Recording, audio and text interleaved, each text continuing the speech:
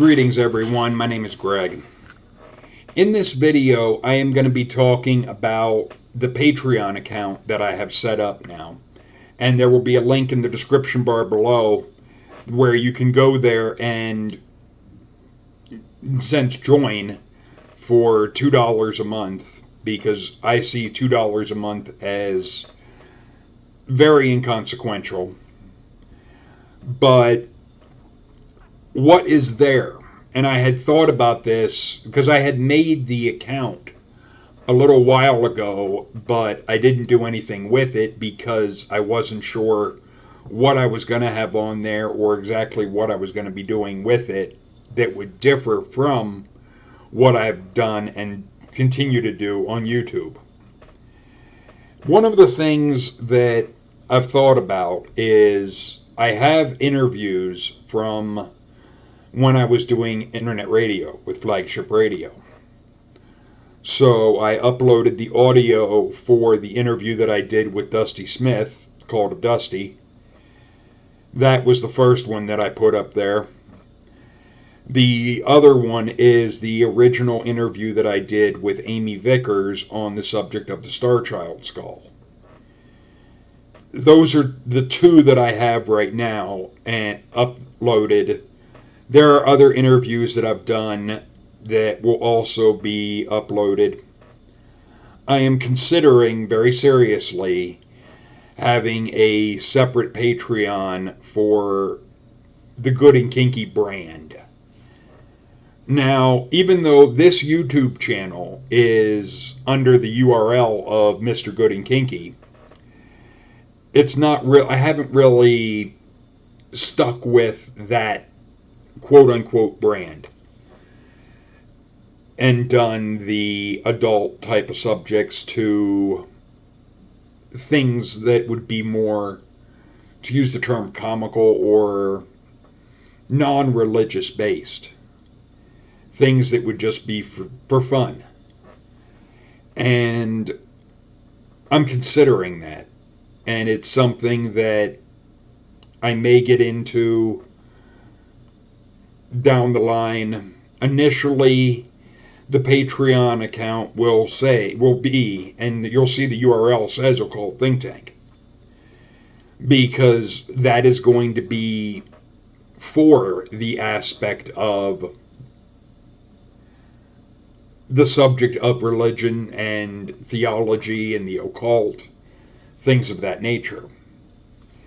I'm not sure at this point with videos that I do if I would have things like that up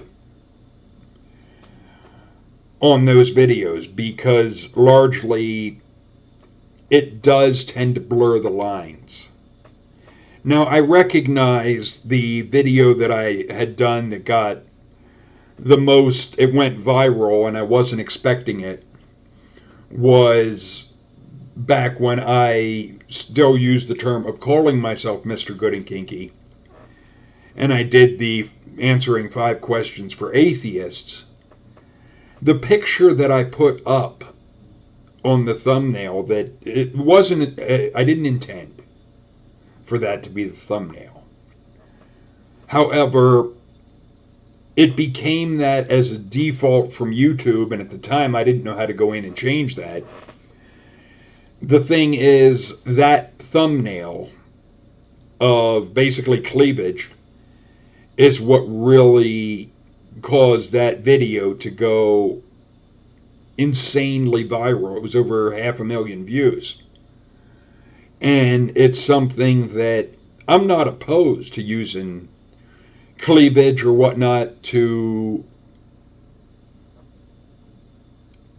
in a sense, to use the term clickbait, or as whatnot, because as you see, I have it up there and I have no qualm with it, because I regard the female body as a work of art. It is beauty. It is not about trying to objectify someone.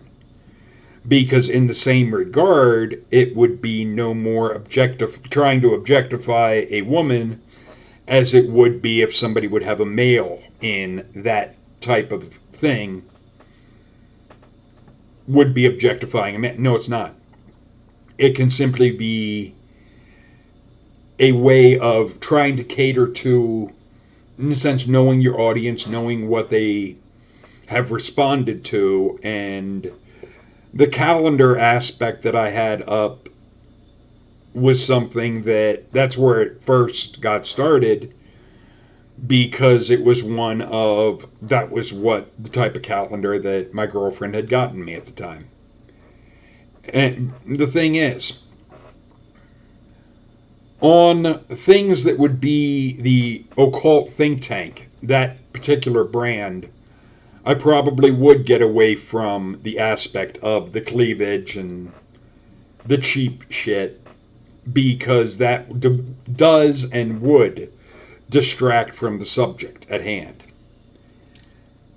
So that aspect would probably shift to being more of a good and kinky type of brand, because it just goes along the name line and what people would think of and what they would expect. So in that regard, and I've also, the interviews that I've done with Mark Powers, there was one point initially, the videos that I had made, I was using some more questionable type of pictures. And he had asked me if I could change that, because since it was basically interviewing him, that he was partially connected to it, so, and I understood where he was coming from, and I agreed. So I did. And the videos that I've done since, I don't have pictures of that nature in there, because it's just a matter of respect for him. And I have no problem with that. The thing is, I've also come to realize that it can distract from the subject. The thing is, on the Patreon account, there will be interviews from, to use the term, the archives, what I've done on internet radio. That'll be there. And I'll have that under the $2 member type of thing. And I'm not totally sure if I have all of the interviews that I've done, or if I only have some, because it's been a number of years. But I'll put up as many as I have. I know I had done one with a guy named Steve Williams, who was a sexist pig. And that would be under the good and kinky aspect. I'm not even sure if I have that interview at the moment. I'll have to look. But that would be one that in my head would be a good and kinky type of program. But I'm also considering, and you guys can leave your comments regarding this as well, I've done various interviews with different bands. That would not, as far as I'm thinking, be occult think tank type material. And I don't really talk about heavy metal music or music in general all that much. So I would be thinking that would be more of a good and kinky type of offshoot. That it would be, yes, it is the aspect of heavy metal and so forth, and I do enjoy heavy metal. And I'll let you guys know, I still get emails from Napalm Records of different new bands that I could do programs and so forth for that Patreon account if I would set one up for Mr. Good and Kinky, and have basically like a type on there of internet radio in the aspect of like an hour program where I'm playing music from artists you may not know of, that you may have never heard of. And that would be something as a way to promote them, as well as to tie in with interviews that I've done with various bands. Like, to use an example, there was one that I had done. I don't know if I have these interviews anymore. It was with the band called Atrocity. But I know the first interview that I did with the lead singer of Tiamat, Johan Edlund. I have that, and I could easily have that uploaded. And I had that interview set up on the audio of it goes from him and I talking to the music that we were talking about at a particular spot, and then back to the interview. Because that was something I did editing wise when I was, after I had the conversation with him. Because, just to be honest with you guys, we were only supposed to be talking for a half hour. That was all that, in a sense, that he was told, type of thing. But the way it ended up happening, he enjoyed the conversation, and so did I. We ended up talking for about an hour. And it got to where, with the music and so forth, it's damn near a 2-hour program. Hour and a half or so. The thing is, it was something that I found I enjoyed a great deal. There was another interview that I did with a guy that had worked for ABC News at one point. His name is like Bill Dean or something. Dean is in there, but it was on the subject of a person that was called Smooth Criminal. And it was a subject that I thought was very interesting. But that interview was one where, when I was talking to him before doing the interview, he had sent me a list of questions, and it was the closest I ever got initially to doing the scripted and set up questions that pretty much, like I think the way mainstream media does almost all of their interviews, the aspect of they're handed a list of this is what you're supposed to ask. And where the difference is, they don't deviate from that. I looked at it, I only asked about one or two before I got the sense. It was just a feeling that I had of, the hell good am I? What? I'm just reading questions that he already knows I'm going to ask? It basically, to me, it felt fake. So it was one I just, after about the second or third question, I pushed that paper aside and I shifted to listening to what he was saying and asking questions based on what I was hearing. And I would ask things along the lines of, what would I feel if I were a listener?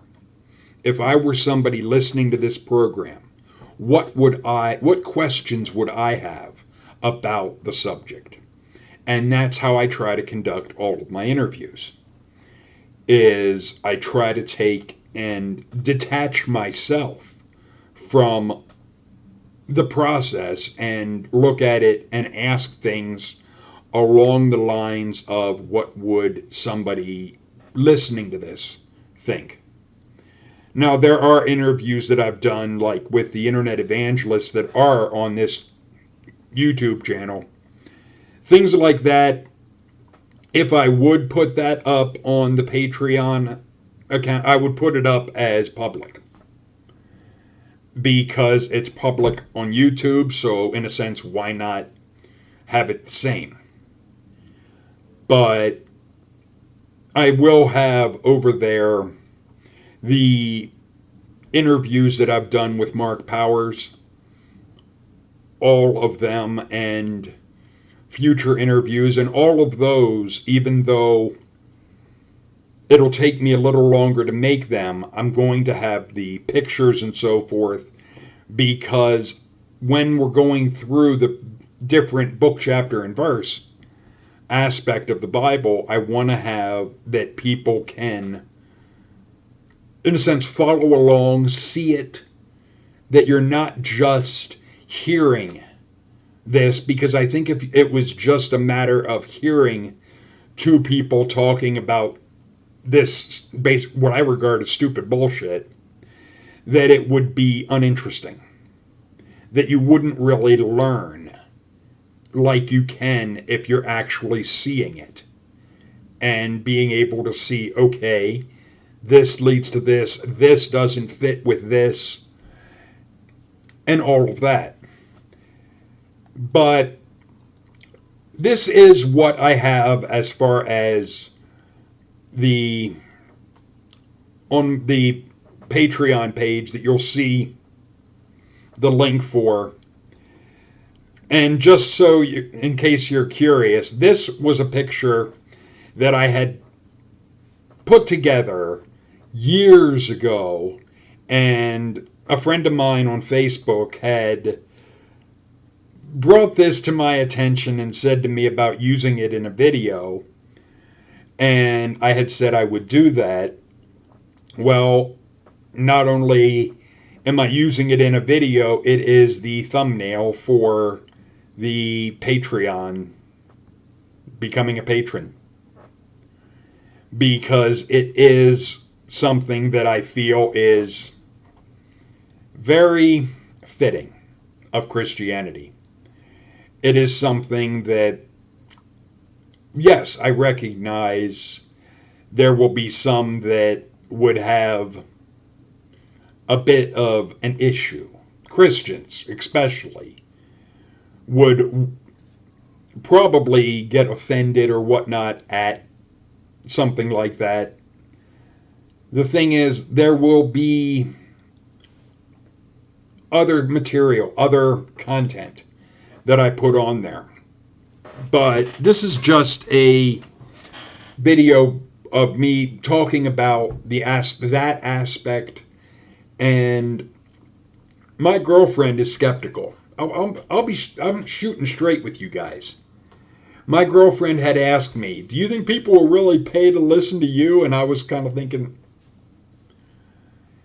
in a sense, in that regard, I can see because she has the attitude of basically she can hear me anytime. And I had pointed out, for the aspect of my knowledge regarding different subjects and the interviews that I've done and will do more of, yeah, it's one I do feel the content that I will have on the Patreon account will definitely be worth at least $2 a month, because to me, $2 a month, to be totally honest with you, I don't do scratch off tickets all that much, but I'll blow a couple bucks here and there just because. So in that regard, I look at it as, in a sense, inconsequential. Because I wouldn't want anybody to go crazy with the aspect of donating to me. I mean, it's one, I would appreciate it, but what I would be looking at is in the aspect of, in a sense, broader scale. Not just having 50 or 500, but I would be looking at it as, if I could get it up to where I have like 5,000 to 10,000 patrons a month, I would definitely, at that point, not only do this full time, but I would end up getting a studio where I would have professional mics and lighting, so that pretty much then my YouTube channel and the videos and everything that I do would have a lot more professional look to it. But that's way far down the line. But what I'm looking at right now is the patron aspect would be the archives interviews that I've done from when I was with Flagship Radio, as well as other content as things come forward. And it's something, well, like on YouTube, I won't do videos without my teeth in. Over there, on that, I would be more inclined to go with a this is who I am. Because, frankly, I don't see the trolls actually paying to view videos at that point. And if somebody would, at that point, I would look at it as, okay, I would be more apt to, in a sense, let them be. Let them, I would ignore them for the most part. Because unlike on YouTube, where, in a sense, I'm getting nothing, they're giving me nothing and they're worth nothing to me, I have no problem saying, all right, I'm just going to block the trolls and get rid of them. But if they're going to be paying me to put up with their ass, all right, I would at that point say pretty much just ignore them. Because as long as they're paying to be there, okay, if they want to pay to be somewhere and try to be a nuisance or an irritant, as long as it doesn't get out of hand, I'm cool with it. But feel free to leave your thoughts on that regard down below as well, because I would be curious to know what, and in that I would take a lot more diplomatic and overall approach to be, what would, in a sense, the community, what would you guys, what's your conclusion, what's your say regarding if somebody is acting like a troll, even though they're a paying member, because $2 a month, I would look at it as, if they're being more of a nuisance than anything, I'll give up $2 a month, just not have a pest. Yeah. So I'm a bit uncertain at this point, but it's also one of, love to hear what your thoughts are. And by all means, check out the Patreon page that I will have linked in the description bar below. And I will have other content over there that is public as well, because I want to find out if I have more freedom over there than I do with YouTube. And if I do, that'll definitely appeal to me. But I'm also looking at potentially getting back into internet radio, because that is something that I would really like to do. I kind of miss it. But if I would do that, I would do it more without a business partner. It would be, in a sense, all on my own as far as the running of it. And with that, at that point, it would be a matter of, I would definitely want to have it that I'm not, by any stretch, the only one doing programs, if at all, for me.